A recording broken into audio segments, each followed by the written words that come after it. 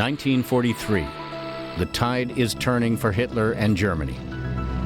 In January, Montgomery's 8th British Army pushes the Germans out of Tripoli.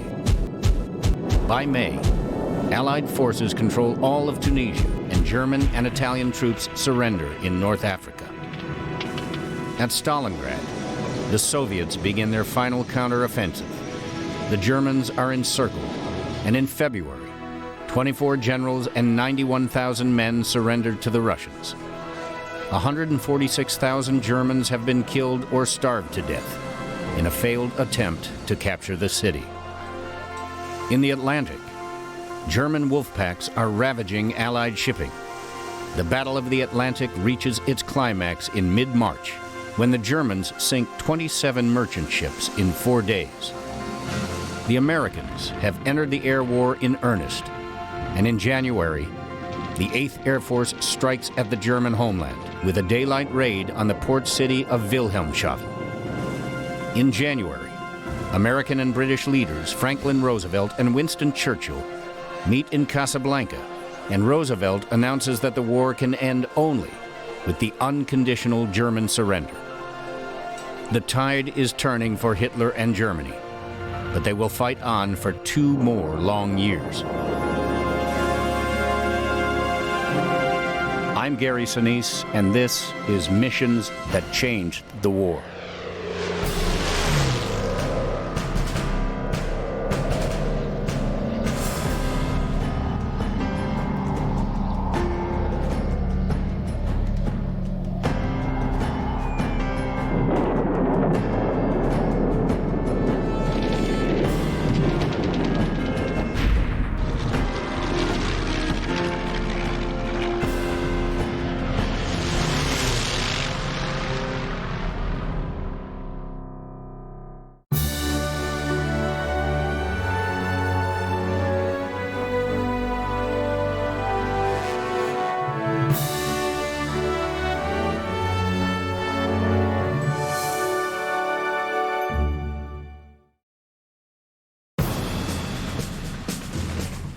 The 56th Fighter Group arrived in England in January 1943, with Lieutenant Colonel Hub Zemke in command.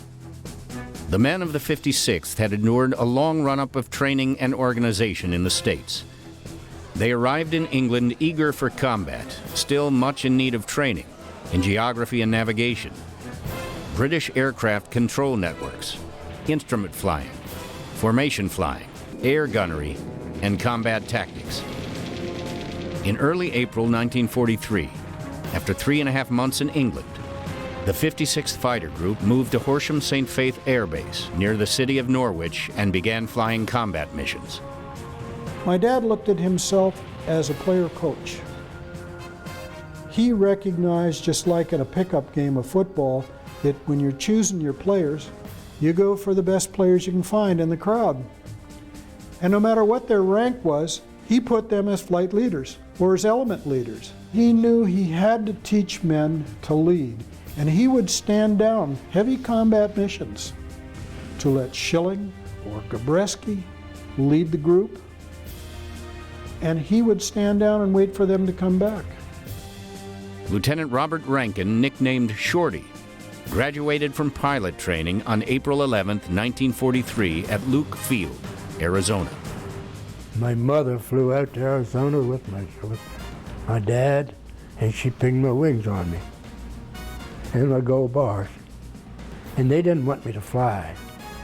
No, not our little Bobby Rankin.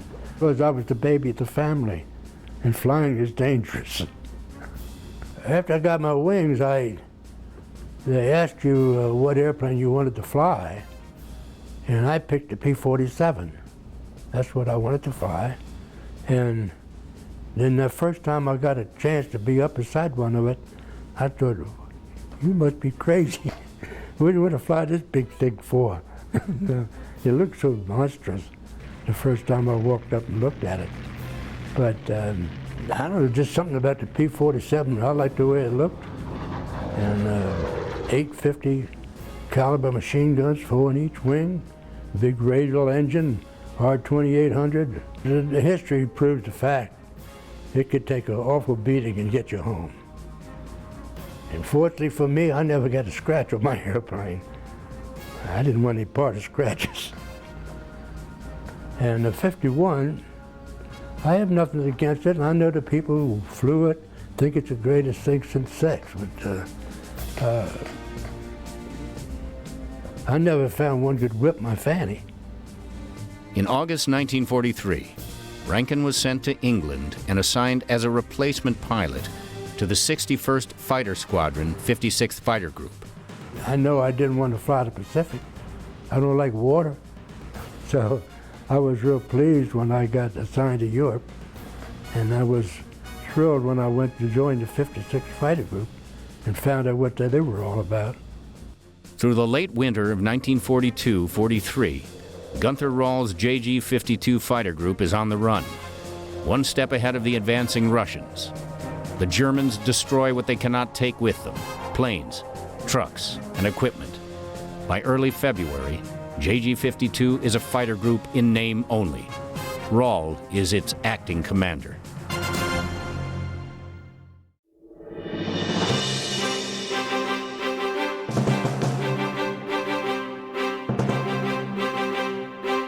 Gunther Rall wrote, "By the middle of March 1943, JG-52 has reached the stage where it can be returned to operations.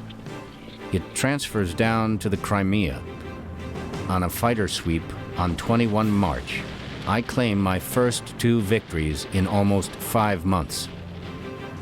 On March 28th, Rall claims his first American airplane, a Lend-Lease P-39 Airacobra. Even in unfavorable circumstances, the Soviet fighter pilots were tough, courageous fighters. By the middle of 1943, they were approaching the same tactical standards as the German Luftwaffe. And now, too, the modern fighters produced by Yakovlev and Lavashkin were arriving at the front, powerful, agile machines. In April, Rall shoots down a British Spitfire, flown by a Russian. His group sees B-25 Mitchell bombers in Russian markings, a hint of the flood of Lend-Lease materials that will soon flow into Russia from England and the U.S. April and May 1943 bring the most intense air combat that the JG-52 has seen. Our operational orders run the whole gamut of what can be asked of a fighter pilot, from escorting Stukas, Henkel HE-111s, and Junkers Ju-88s, to patrolling railway lines, protecting shipping, making weather flights, and fighter sweeps. Between 1 April and 23 May alone, I fly 64 missions and claim 37 kills. Individual pilots bring down as many as 5 opponents on some days. Such scores are possible only because the Germans face incredibly high numbers of Russian pilots. And inevitably, the German fighter groups suffer significant losses as well. The lameness in my right leg, a result of my spinal fractures, is now giving me constant trouble. I have to fly an increasing number of ops with my left foot strapped to the rudder pedal, using this alone to control all rudder movements. In late May, Rall returns to Vienna for rest and treatment of his lameness. His R&R is cut short by orders to return to his unit in the Crimea. On 1 July 1943, I become commander of the JG-52 the most successful fighter group in the German Luftwaffe. In July 1943, British and American troops invade Sicily. In the Ukraine, the Germans suffer a decisive defeat at the Battle of Kursk, the largest and bloodiest tank battle in the history of land warfare. Rall's JG-52 is engaged in an equally savage air battle in the skies over Kursk. As one Russian describes it, quote, "There were furious aerial combats over the battlefield. Airmen on both sides tried to help their ground forces win the battle. The fighters, bombers, and ground attack aircraft swarmed, and soon the sky was dark with the smoke of burning aircraft," unquote. The Wehrmacht lost 49,000 men at Kursk, and 1,600 tanks and self-propelled guns damaged or destroyed. The Russians lost 5 times as many soldiers and fighting vehicles as the Germans. But the Soviet war machine could replace even these grim losses, while the German Wehrmacht and Luftwaffe were spread thinner and thinner. When the battle began, the Russians at Kursk had 3 aircraft for every 2 German planes. By the battle's end, despite huge losses, the Russian fighter aircraft outnumbered German fighters by 3 to 1. There was a time when I said to my wife, after Kursk, "Harry, the war is lost." We didn't believe anymore that the victory is lost. We just waited what's going on, maybe diplomatic activities or what else.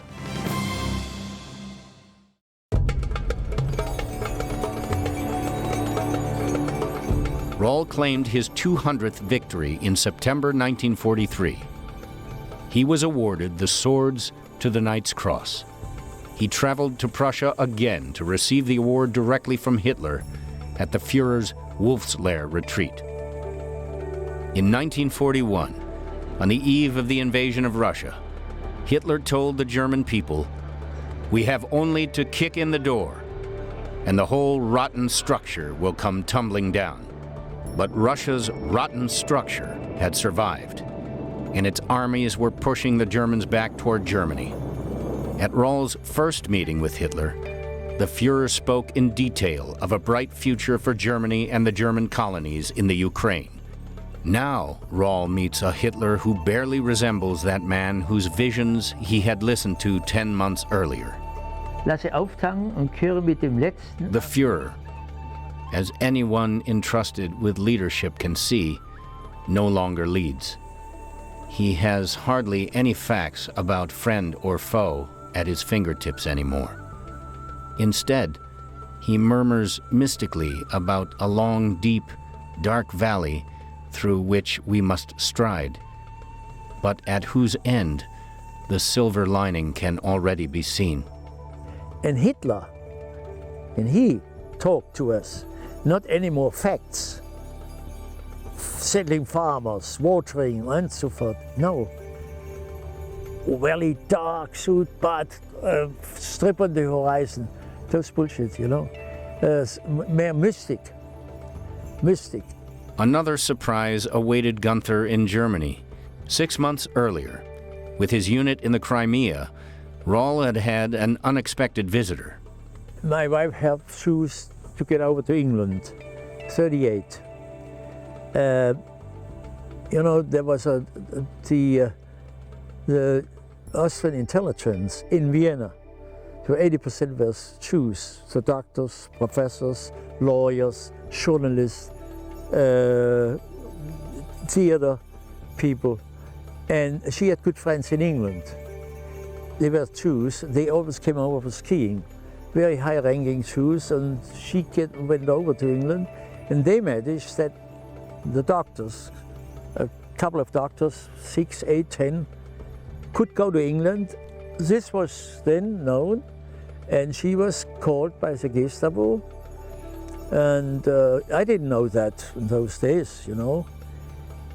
But in the war, when I was in the Crimea Peninsula, the justice officer from the Luftwaffe came, and he interrogated me. He said, "Are you crazy? I risk my head every 3 times a day, and you come with such a bullshit. They investigated on and on, till I got the swords. And then I report, Hitler got given the swords, and after that we have to go to Göring in his house, castle. And I was in the line, the fourth, sagt Herr Reichsmarschall, Major Rall reports the oak leaves and swords, Hitler. And then he said, ah, very loud. Mein lieber Rall, my dear Rall, I'm happy to forget what was. And then he said, forget it, it's all over. I cancelled that, the process. In other words, they couldn't risk that a man with swords, and this was the reason why they quit. And from there on was silence.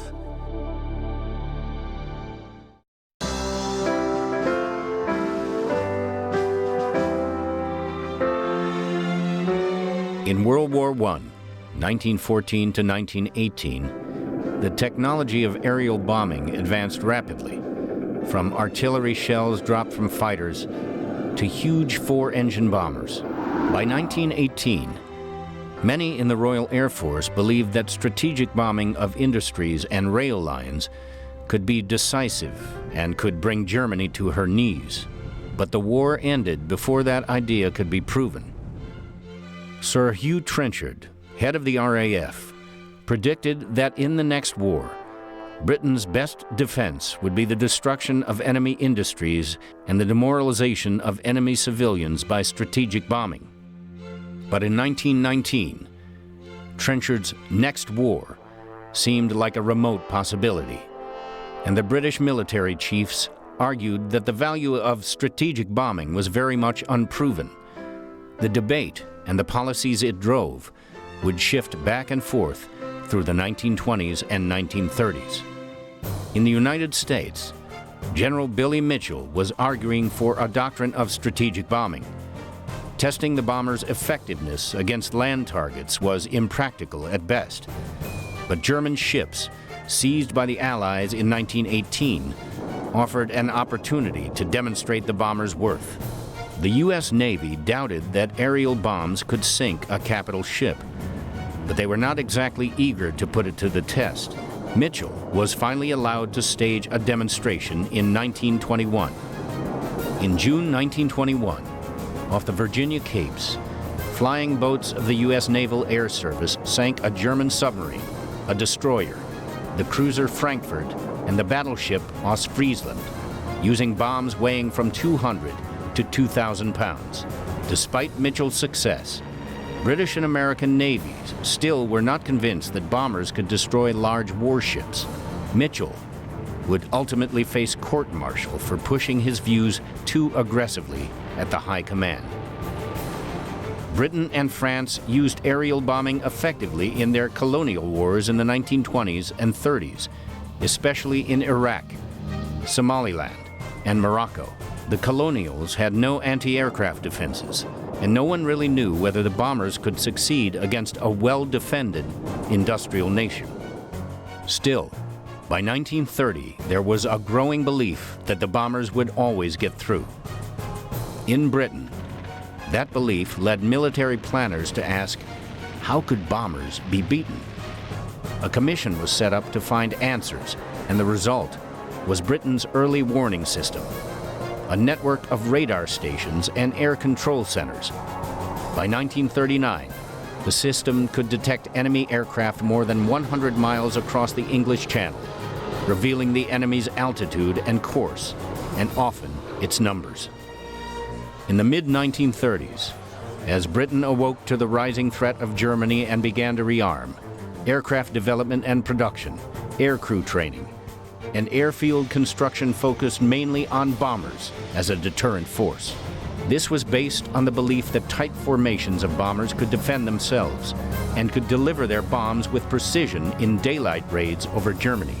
Under this doctrine, radar and short-range fighters would protect England from the feared knockout blow by enemy bombers, while formations of British bombers broke the back of German industry and shattered the will of the German people. The Spanish Civil War gave Germany a chance to test and develop its doctrine of aerial warfare. The bombers that Germany sent to aid the nationalists caused serious damage, and the fighter planes sent by the Russians to defend against the bombers were only partly successful. Like the British, the Germans concluded that the bombers would always get through.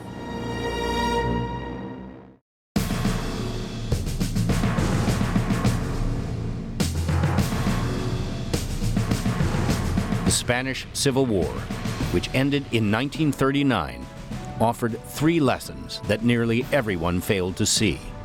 First, the bombers faced small numbers of inferior, mostly obsolete fighters. How they would fare against a modern, well-equipped fighter force was unproven. Second, bombing civilians did not always break their will to fight. On the contrary, it tended to increase their resistance. And third, although the bombing raids were very destructive, victory still seemed to depend on the land battles. On the eve of World War II, the leaders of the world's air forces believed that aerial bombing could be decisive, that bombing civilian targets would break the enemy's will to resist, and that bombers would always get through.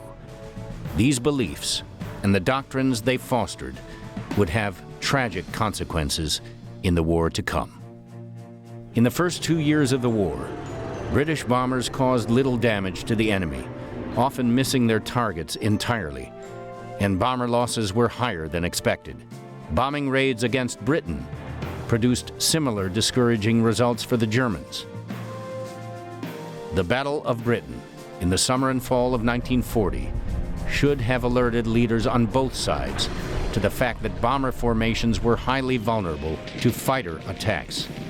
And in the fall of 1940, German bombers pounded London for 68 straight nights. But it was not a knockout blow. Britain fought on. By that time, British ground forces had been pushed out of Europe. The British War Cabinet concluded that the only way left for Britain to fight on was a massive bomber offensive against Germany, and in particular against the German oil industry. But there were mixed messages and diversions. It was proposed that one of the primary goals of the bombing campaign should be to break the morale of the German people.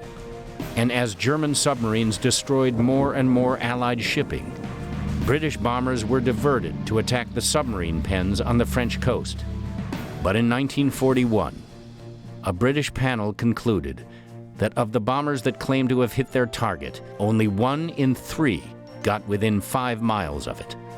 The Brits attempted to go after the U-boats.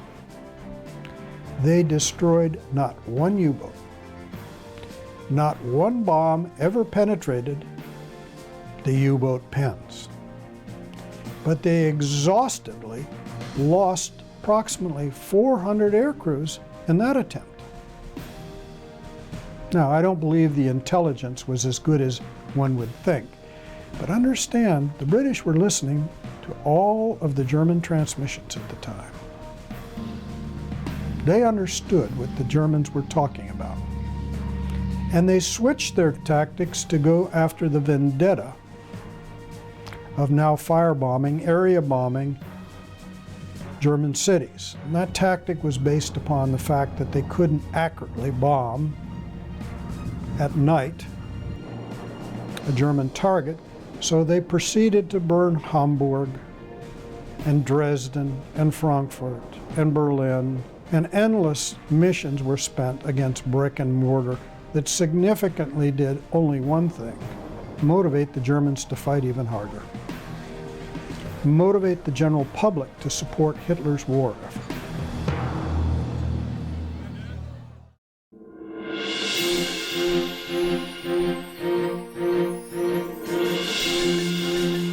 In the War Department in Washington, D.C., the emerging doctrine of strategic bombing assumed, as the British did, that the bombers would always get through. Introduction of the B-17, bristling with machine guns, reinforced the theory that a tight formation of bombers could protect itself from enemy fighters. America's strategic bombing plan was developed in 1941, before the U.S. entered the war.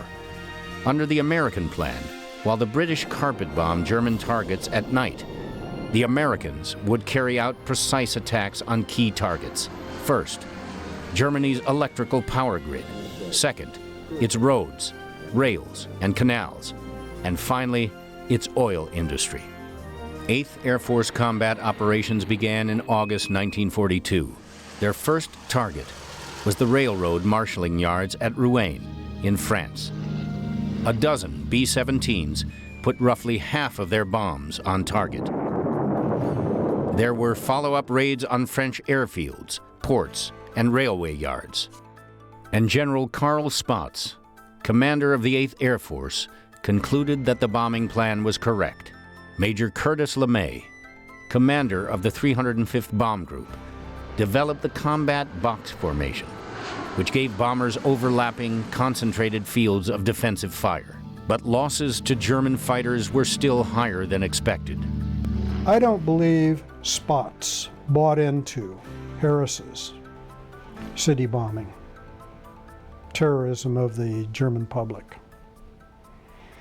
But Spaatz bought into attacking German industry because he had a vendetta to fight too. That was a German fighter production. He did like damage that the Luftwaffe was inflicting on his bombers. And the fighter protection he was given, these puny little 3 fighter groups in England, they were getting no place.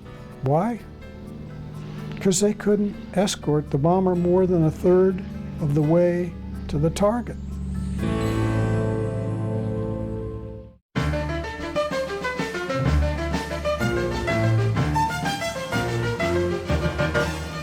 Spaatz ordered a raid on the German aircraft industry.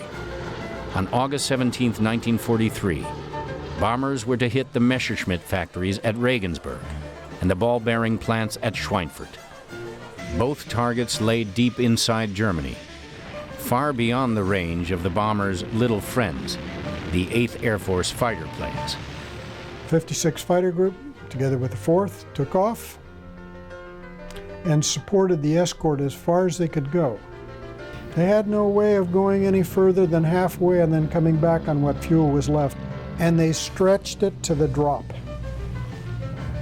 And particularly Zemke stretched it to the drop. The P-47s escorted the bombers to a point 100 miles short of the German border, then had to turn around and go home to refuel. And the Germans were no damn fools. They could read radar. They knew where the fighter escort turned back. And they flooded the bomber formations at the German border. Of the 376 bombers sent on the mission, 60 were lost. Another 50 damaged beyond repair. 55 crews and 552 crewmen were listed as missing after the mission. Understand, 4 missions and you don't have an Air Force. This is dire. By the end of 1943, the 8th Air Force had 13 fighter groups instead of 3, and 2 of them were flying the new long-range P-51. With wing tanks extending the range of its fighter escorts, the 8th Air Force could once again send its bombers into Germany, to targets in the industrial Ruhr Valley. The fighters were protecting the bombers deeper into Germany, but losses were still high. It's a funny thing how often we fail to learn from anything. And in the Battle of Britain, Hermann Goering ensured his own loss by insisting that his fighters fly close escort on the bombers and sacrificing their speed and their mobility against the advice of all his fighter commanders. Well, it turned out we were doing pretty much the same thing, not quite as close escort. We weren't flying in close formation to the bombers, but we had our fighters flying close enough and in speeds that we could not intervene as effectively when the Luftwaffe attacked.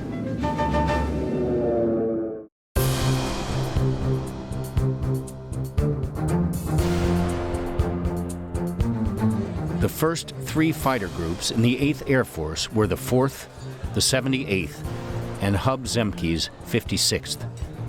And there was stiff competition among them to see who could score the most kills. The 4th Fighter Group had the advantage in experience. Many of its pilots had been flying with the RAF's Eagle Squadron since 1940 or 41. The 56th was well trained, well led, and well equipped, but success did not come easily. Through the spring of 1943, the 56th Fighter Group simply couldn't find the Germans. The Luftwaffe chose not to risk its planes in fighter-to-fighter combat. It was waiting for the Allied bombers. By early May, the 56th had shot down just 2 airplanes, both friendly Spitfires, and lost 2 P-47s. The group's luck finally turned on June 11th. Captain Walter Cook shot down a Focke-Wulf 190, and the group's score immediately began to climb. By the fall of 1943, the 56th was one of the leading fighter groups in the 8th Air Force. At first, the men of the 56th were unsure of their commander. Hub Zemke could be supportive and open to ideas one moment, then stiff and unyielding in the next. My father at the time, I believe, trained diligently. I mean, not just to occupy the pilot's mind, but to try and get these people to transition into a combat situation they were going to come into. To his superiors, Zemke was often confrontational. Hub Zemke spoke his mind, and if he thought he was right, it did not bother him that he was telling his superior that he was wrong. He felt that it was his duty. He was not being obstreperous, he was not being self-seeking, he was saying what he thought. And in most instances, I'm sure he was correct, because he had the experience that many of his superiors did not. The Germans had learned how to optimize a fighting formation.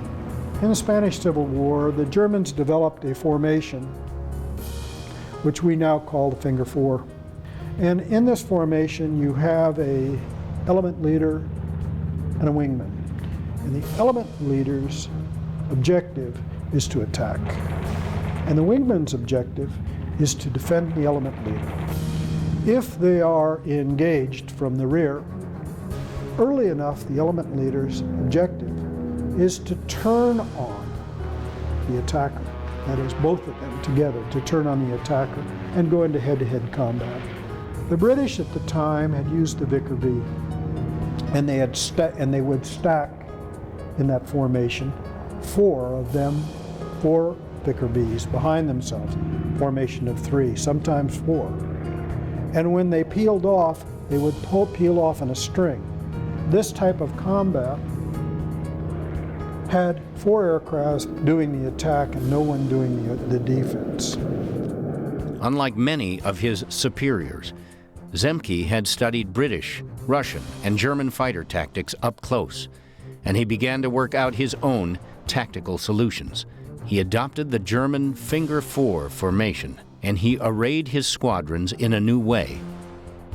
He would stack 3 squadrons in the 56, one on top of the other. One squadron would do the attack.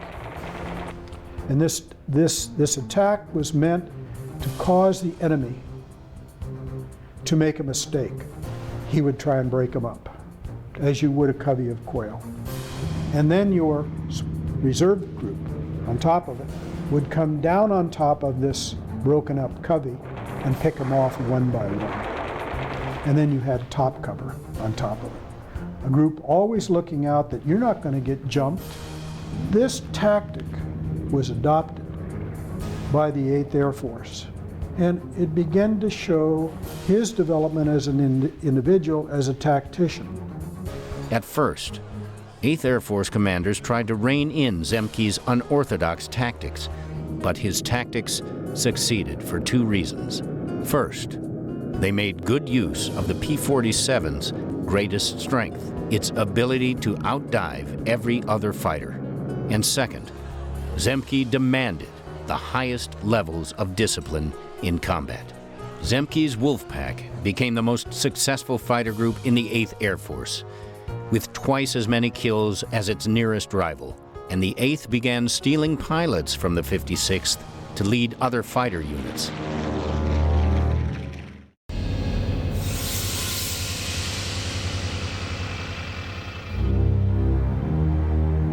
In his heart, Gunther Rall believed the war was lost, but he continued to do his best, leading JG-52 in combat against the Russians. We are not philosophers. Yeah? We had the daily engagement. Here's the enemy, here are you, and this we thought from one mission to the other. That's it. Flying 3 to 5 fighter sweeps a day during October and November, Rall makes his 250th kill on November 30th, 1943. The next day, he heads home on leave. Genau 3 Jahrzehnte später The news bin ich wieder. that has been reaching us at the front has been meager and often distorted by propaganda. But now it becomes tangible. The British come at night attacking the larger towns and cities. The Americans come by day, striking at the center of the armaments industry.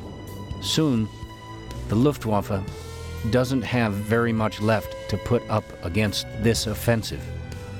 It's wearing itself down on the Eastern Front, while the Reich is protected by far too few squadrons.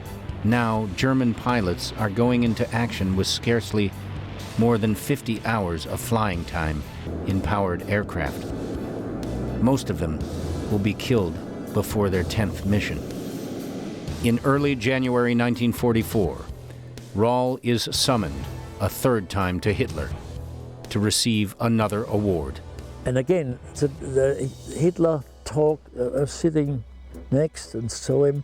I was surprised about the medicine he has around his plate, you know, he to take. And then he talked about only the invasion. This was a problem. Where is he coming to be? When will he come to be? What can we do against it? This was a subject.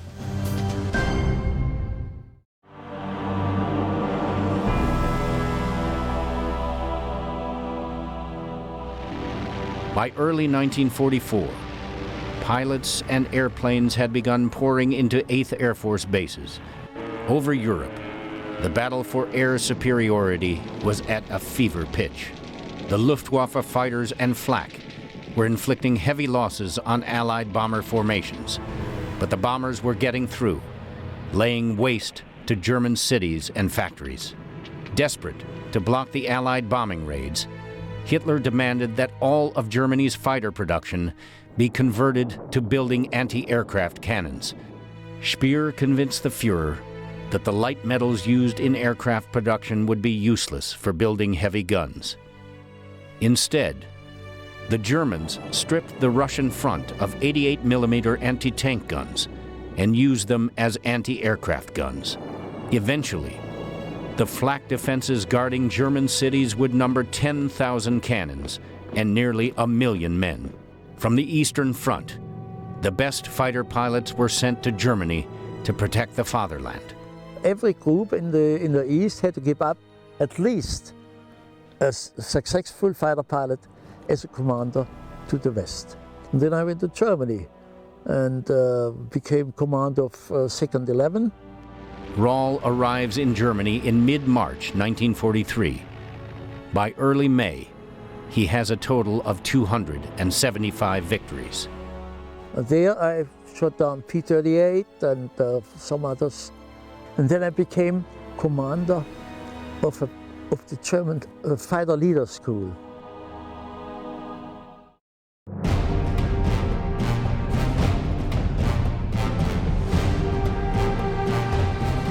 In August 1943, American bombers had tried to knock out the German-held oil refineries at Ploiești, Romania.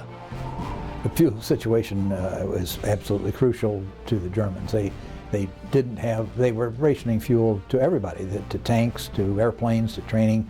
And when it gets down to it, if you have a choice of diverting fuel to an interceptor squadron or a training squadron, it goes to the interceptor squadron. They were always short of fuel. The bombers flew without fighter escort. The raid was one of the costliest in American Air Force's history. The 9th Air Force lost 53 aircraft and 660 crewmen, a loss ratio of nearly 30%.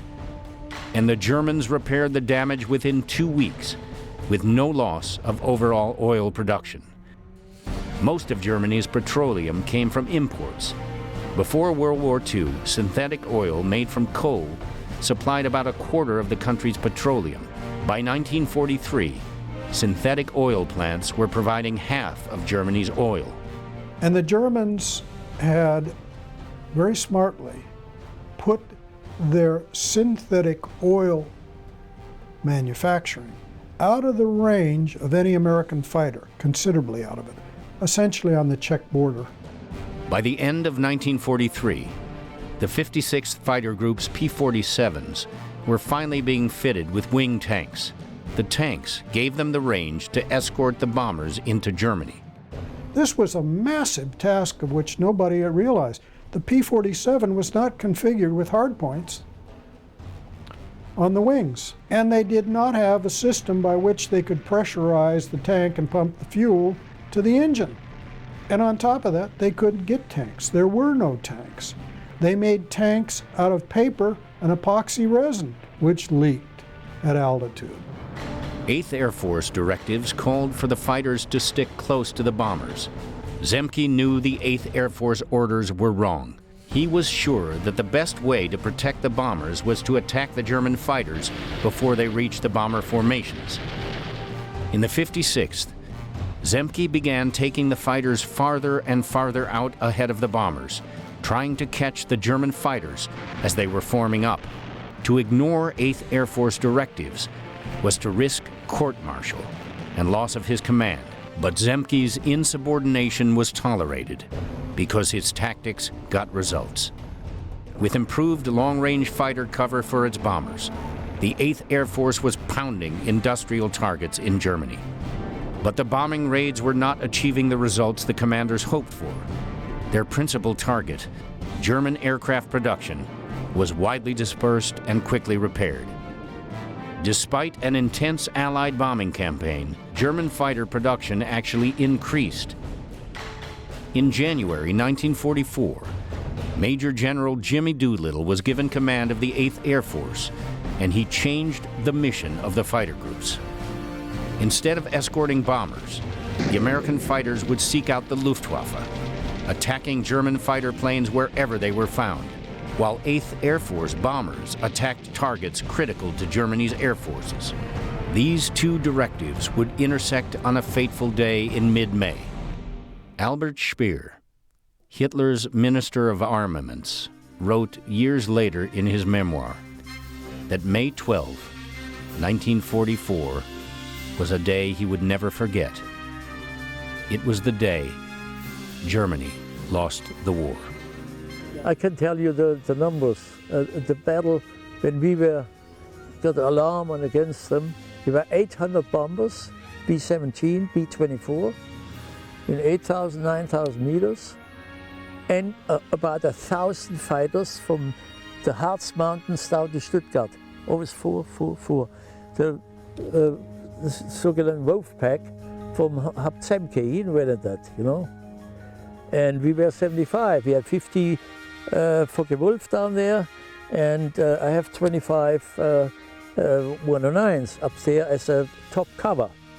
But not comparable with these numbers, possible.